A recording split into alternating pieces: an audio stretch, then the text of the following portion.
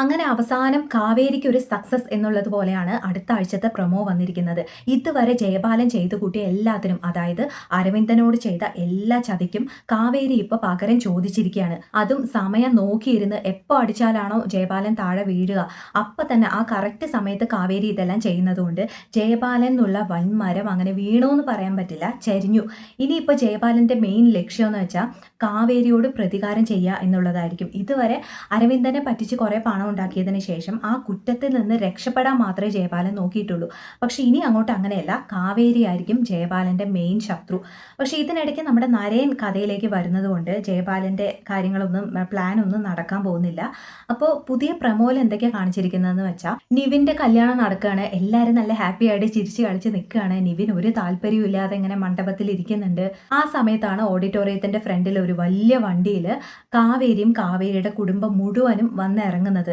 അങ്ങനെ അമ്മയും ഗംഗയും ഒക്കെ ആ സമയത്ത് കാവേരി നമ്മൾ പോവാൻ നിൽക്കുകയല്ലേ, പോകുമ്പോൾ ഇങ്ങനെ ഒരു സീൻ ആവശ്യമുണ്ടോ, അതും അയാളുടെ മോളുടെ കല്യാണം അവിടെ നടക്കുകയല്ലേ, ഈ സമയത്ത് നമ്മൾ അവിടെ പോയി പ്രശ്നം ഉണ്ടാക്കിയ ഇത് ശരിയാവുമെന്ന് എനിക്ക് തോന്നുന്നില്ല കാവേരി എന്നൊക്കെ ഗംഗ പറയുമെങ്കിലും കാവേരി പറയുന്നുണ്ട്, ഞാൻ തിരിച്ചു പോവില്ല ചേച്ചി, നമ്മൾ ഈ നാട് വിട്ട് പോകാൻ തീരുമാനിച്ചതാ ശരിയാ, പക്ഷെ ഈ നാട് വിട്ട് പോകുന്നതിന് മുമ്പ് നമ്മുടെ നിളയുടെ ഓപ്പറേഷനുള്ള പൈസ നമുക്ക് വേണ്ടേ, അത് മാത്രമല്ല നമ്മുടെ അച്ഛൻ ഈ നാട്ടിൽ നിന്നല്ലേ മരിച്ചത്, അതിന് നമ്മൾ പകരം ചോദിക്കണ്ടേ, ആ ജയപാലന് ശിക്ഷ വാങ്ങിച്ചു കൊടുക്കണ്ടേ, അതൊന്നും ചെയ്യാതെ ഈ നാട്ടിൽ നിന്ന് പോകാൻ എനിക്ക് പറ്റില്ല ചേച്ചി, ഞാൻ ഇവിടെ കിടന്ന് മരിച്ചു വീണാലും ശരി അതുവരെ ഞാൻ എൻ്റെ അച്ഛന് വേണ്ടി സംസാരിച്ചിരിക്കും എന്നൊക്കെ പറഞ്ഞ് കാവേരി നല്ല സ്ട്രോങ് ആയിട്ട് ആ തീരുമാനത്തിൽ നിൽക്കുന്നത് കൊണ്ട് അച്ഛമ്മയൊക്കെ മോട്ടിവേറ്റ് ചെയ്ത് വിടുന്നുണ്ട് കേട്ടോ. നീ ചെല്ലു മക്കളെ, പോയി അരവിന്ദൻ ആരാണെന്നും അരവിന്ദന്റെ മക്കൾ ആരാണെന്നൊക്കെ അവന് കാണിച്ചു കൊടുക്ക് പോ എന്നൊക്കെ പറഞ്ഞ് വിടുന്നത് കൊണ്ട് കാവേരി നല്ല പവർഫുൾ ആയിട്ട് പോവുകയാണ്. പിന്നാലെ ഇവരും നല്ല ധൈര്യത്തോടു കൂടി കാവേരിയുടെ പിന്നാലെ പോവുകയാണ് കേട്ടോ. അങ്ങനെ അവിടെ താലി കെട്ടാൻ പോകുന്ന ആ സെക്കൻഡിൽ ജയബാല എന്ന് വിളിച്ചുകൊണ്ട് കാവേരി അങ്ങോട്ട് വരുന്നു. അങ്ങനെ കാവേരിയുടെ ജയബാല എന്നുള്ള വിളിയിൽ ആ കല്യാണ മണ്ഡപം മുഴുവൻ സൈലന്റ് ആകുന്നു. എല്ലാവരും തിരിഞ്ഞ് കാവേരി എങ്ങനെ നോക്കുന്നു. അപ്പോൾ നമ്മുടെ കാവേരി ഇങ്ങനെ നടന്നു വരികയാണ്. അപ്പോൾ ജയപാലൻ വേഗം കാവേരിയോട് വന്ന് പറയുന്നുണ്ട്, എന്താടി ഇവിടെ വന്ന് എന്തെങ്കിലും പ്രശ്നം ഉണ്ടാക്കി ഈ കല്യാണം മുടക്കാനാണോ നീ ഇങ്ങോട്ട് വന്നത്, നിന്റെ ഉദ്ദേശം ഒന്നും നടക്കാൻ പോകുന്നില്ല, തിരിച്ചു പോ, ഇല്ലെങ്കിൽ ഈ ജയപാലൻ ആരാണെന്ന് നീ അറിയും എന്നൊക്കെ പറയുമ്പോൾ, മതി ജയപാല, നിങ്ങളുടെ ഈ കല്യാണം മുടക്കുന്നതൊന്നും എൻ്റെ ലക്ഷ്യമല്ല, നിങ്ങൾ കല്യാണം നടത്താതിരിക്കുക എന്തെങ്കിലും ചെയ്യേ, അതൊന്നും എനിക്കറിയേണ്ട ആവശ്യമില്ല, ഞാൻ ഈ നാട് വിട്ട് പോവാണ്. അതിനു മുമ്പ് എൻ്റെ അച്ഛൻ്റെ മരണത്തിന് നിങ്ങൾ സമാധാനം പറഞ്ഞേ പറ്റൂ. എൻ്റെ അച്ഛനെ പറ്റിച്ച് നീ എഴുതി വാങ്ങിയ ആ തോട്ടം എനിക്ക് തിരിച്ചു വേണം. മാത്രമല്ല എൻ്റെ അച്ഛൻ എത്ര രൂപ സമ്പാദിച്ചിട്ടുണ്ടോ അത്രയും എനിക്ക് തിരിച്ച് നീ തരണം. അതുകൊണ്ട് തീർന്നില്ല ജയപാല, എൻ്റെ അച്ഛൻ്റെ മരണത്തിന് നിങ്ങൾ സമാധാനം പറഞ്ഞേ പറ്റൂ. എൻ്റെ അച്ഛനെ കൊന്നത് നിങ്ങളാണെന്ന് സമ്മതിച്ചേ പറ്റൂ എന്നൊക്കെ പറയുമ്പോൾ, ഇവളെ എന്തൊക്കെയാണ് വിളിച്ച് പറയുന്നതൊക്കെ പറഞ്ഞ് ജയപാലൻ ആൾക്കാരെയൊക്കെ വിളിക്കുന്നുണ്ട്, പുറത്താക്കാനൊക്കെ പറയുന്നുണ്ട്. ആ സമയത്ത് നമ്മുടെ ചാരുലത കയറി വരികയാണ് കേട്ടോ. മിസ്റ്റർ ജയപാലൻ എന്ന് വിളിച്ചുകൊണ്ട് വരികയാണ്. അങ്ങനെ ജയപാലൻ തിരിഞ്ഞിങ്ങനെ നോക്കുമ്പോൾ ചാരുലത നേരെ അടുത്തേക്ക് വരുന്നു. എന്നിട്ട് പറയാണ്, അരവിന്ദനെ കൊന്ന കേസിലും അരവിന്ദനെ പറ്റിച്ച് തോട്ടം കൈക്കലാക്കിയ കേസിലും തെളിവുകളും സാക്ഷികളെയും എല്ലാം കിട്ടിയിട്ടുണ്ട്, അതുകൊണ്ട് യു ആർ അണ്ടർ അറസ്റ്റ് എന്ന് പറയുമ്പോൾ ജയപാലൻ ഇങ്ങനെ ഞെട്ടി നോക്കുകയാണ് കേട്ടോ. അതോടുകൂടി രാഗിണിയും നിവിനൊക്കെ അവിടെ നിന്ന് എണീറ്റ് വരുന്നു. എന്നിട്ട് രാഗിണി ചോദിക്കുകയാണ്, അച്ഛാ എന്താ അച്ഛാ അതൊക്കെ, എൻ്റെ കല്യാണമാ, നാട്ടുകാരൊക്കെ നോക്കിക്കൊണ്ട് നിൽക്കുന്നു, ഈ പ്രശ്നം എങ്ങനെയെങ്കിലും ഒന്ന് സോൾവ് ചെയ്ത് വിടാച്ചാ, ഈ കല്യാണം എനിക്ക് നടന്നേ പറ്റൂ, ഇതെൻ്റെ അഭിമാന പ്രശ്നമാണ് എന്നൊക്കെ പറയുന്നതുകൊണ്ട്, മോളൊന്ന് സമാധാനപ്പെട്, അച്ഛൻ സംസാരിക്കല്ലേ, ഇതൊക്കെ അച്ഛൻ തീർത്തോളാം എന്ന് പറയുന്നുണ്ട്. കൂടെ രാജേശ്വരിയും, എന്താ ജയപാലേട്ട ഇതൊക്കെ സംസാരിക്കേണ്ട സമയമാണോ ഇത് എന്നൊക്കെ ചോദിക്കുമ്പോൾ, എൻ്റെ രാജി ഒന്നുമില്ല, ഞാനിപ്പോൾ പറഞ്ഞ് സോൾവ് ചെയ്ത് വിടാം എന്നൊക്കെ പറഞ്ഞ് കൺവിൻസ് ചെയ്തിട്ട് ജയപാലൻ പറയാണ്, മാഡം ഇവിടെയും കൂട്ടി ഇവിടെ നിന്ന് പോകണം, ഇപ്പം എൻ്റെ മോളുടെ കല്യാണം നടക്കുകയാണ്, എന്താണെങ്കിലും ഇത് കഴിഞ്ഞ് നമുക്ക് സംസാരിക്കാം എന്നൊക്കെ പറയുമ്പോൾ കാവേരി പറയാണ്, അങ്ങനെ സംസാരിക്കാൻ പറ്റിയ കാര്യമല്ലല്ലോ ജയപാല ഇത്, താൻ ഈ കല്യാണം നടത്തിക്കോ, അതിലൊന്നും എനിക്ക് പ്രശ്നമില്ല, പക്ഷെ അത് നടത്തുന്നതിന് മുമ്പ് ഞാൻ ചോദിച്ച ചോദ്യങ്ങൾക്ക് താൻ ഉത്തരം പറയണം, എൻ്റെ അച്ഛനെ പറ്റിച്ചല്ലേ താൻ ഈ തോട്ടം സ്വന്തമാക്കിയത് എന്ന് ചോദിക്കുമ്പോൾ ജയപാലൻ ഇങ്ങനെ സഹിച്ചിങ്ങനെ നിൽക്കുകയാണ് കേട്ടോ.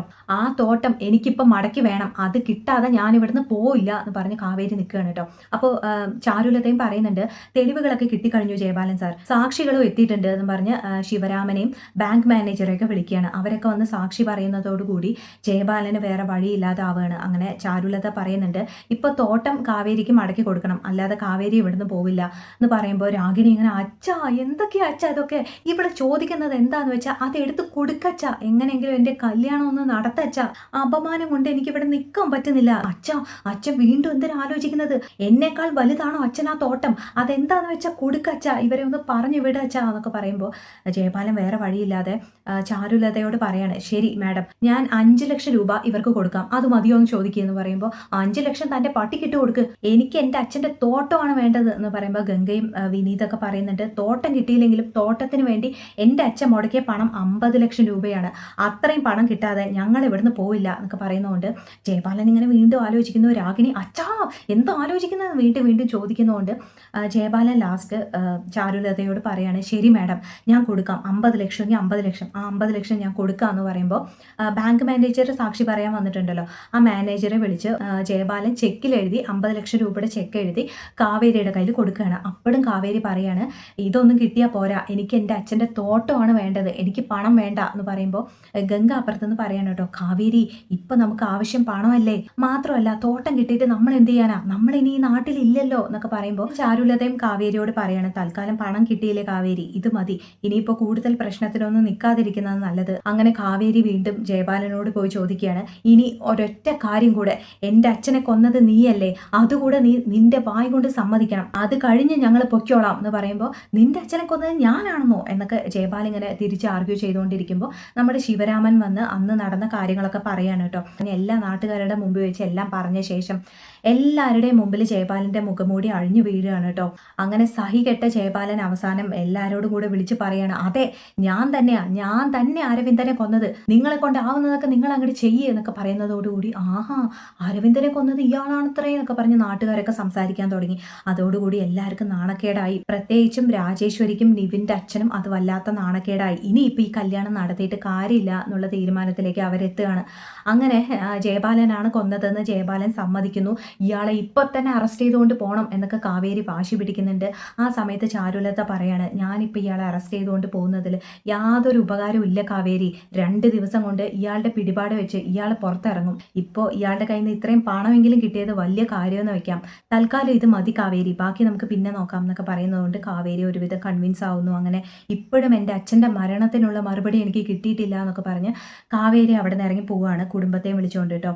അപ്പോൾ അത് കഴിഞ്ഞ് കല്യാണം നടത്താം, വേഗം വാ എല്ലാവരും വന്ന് ഇരിക്കുക എന്നൊക്കെ രാഗിണി പറയുമ്പോൾ രാജേശ്വരി പറയാണ്, ഒന്നും നടക്കില്ല, കല്യാണമൊന്നും ഇവിടെ നടക്കാൻ പോകുന്നില്ല, നാട്ടുകാരുടെ മുമ്പിൽ നാണം കെട്ട് ഞങ്ങൾക്ക് മതിയായി, നിങ്ങൾ ഇത്രയും വലിയ ചതിയനാണെന്ന് ഞാൻ ഒരിക്കലും വിചാരിച്ചില്ല ജയപാലേട്ടാ എന്നൊക്കെ പറഞ്ഞ്, ഇനി എൻ്റെ മോനെ ഇവളെ കൊണ്ട് കല്യാണം കഴിപ്പിച്ച ഈ നാണക്കേട് മുഴുവൻ ഞങ്ങളുടെ മോനും ഞങ്ങൾക്കും എല്ലാവർക്കും വരും, ഞങ്ങൾ തൽക്കാലം അത് ആഗ്രഹിക്കുന്നില്ല എന്നൊക്കെ പറഞ്ഞ്, വാടാ നിവിനെ എന്നും പറഞ്ഞ് രാജേശ്വരി നിവിനെ വിളിച്ചുകൊണ്ട് അവിടെ നിന്ന് ഇറങ്ങി പോവാണ് കേട്ടോ. അങ്ങനെ നിവിൻ എന്തായാലും ഹാപ്പിയായി.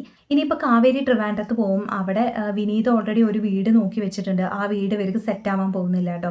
അങ്ങനെ അവസാനം ഇവരെ സഹായിക്കാൻ എത്തുന്നത് നരേനായിരിക്കും. എന്തായാലും ഇവിടെ നടന്ന കാര്യങ്ങളൊക്കെ നരേൻ അറിഞ്ഞിട്ടുണ്ടാവും. എന്താണെന്ന് വെച്ചാൽ ഈ തോട്ടത്തിന്റെ ഒറിജിനൽ ഓണർ നരേന്റെ മുത്തശ്ശനാണല്ലോ, അതായത് തോട്ടത്തിന്റെ നേരത്തെയുള്ള ഓണർ. അപ്പോൾ പിന്നെ കാര്യങ്ങളൊക്കെ അവർ അറിഞ്ഞിട്ടുണ്ടാവും. അതിനുശേഷം കാവേരിയും കുടുംബവും ഇങ്ങോട്ട് വരുന്നുണ്ട് എന്ന് അവരറിയുമ്പോൾ ഇവർക്കുള്ള താമസ സൗകര്യം കാര്യങ്ങളൊക്കെ നരേന്റെ കുടുംബം ചെയ്തു കൊടുക്കാനുള്ള ചാൻസ് ആണ് ഉള്ളത്. അങ്ങനെയായിരിക്കും കാവേരിയും നരേനും തമ്മിൽ ഒരു ബന്ധവും ഒരു പരിചയമൊക്കെ ഉണ്ടാവുക അല്ലേ. അങ്ങനെ അവസാനം നീളയുടെ ഓപ്പറേഷനുള്ള പണമൊക്കെ വിനീതേട്ടന്റെ വിവരക്കേട് കൊണ്ട് കൊണ്ടുപോയി നശിപ്പിച്ച ശേഷം നീളയുടെ ഓപ്പറേഷനെ സഹായിക്കാൻ പോകുന്നത് നരേനാണ്. പക്ഷെ അതിന് പകരമായിട്ട് നരേൻ കാവേരിയോട് ചോദിക്കുന്നതാണ് ഏറ്റവും വലിയ കാര്യം. അതാണ് ഈ കഥയിലെ മെയിൻ തീം. അപ്പോൾ അധികം ലാഗ് അടിപ്പിക്കാതെ പെട്ടെന്ന് അതിലേക്കൊക്കെ കൊണ്ടുപോയാൽ നന്നായിരിക്കും അല്ലേ. അപ്പോൾ ഈ കഥയെക്കുറിച്ച് നിങ്ങൾക്ക് എന്താ തോന്നുന്നതെന്ന് പറയൂട്ടോ. Thank you, by.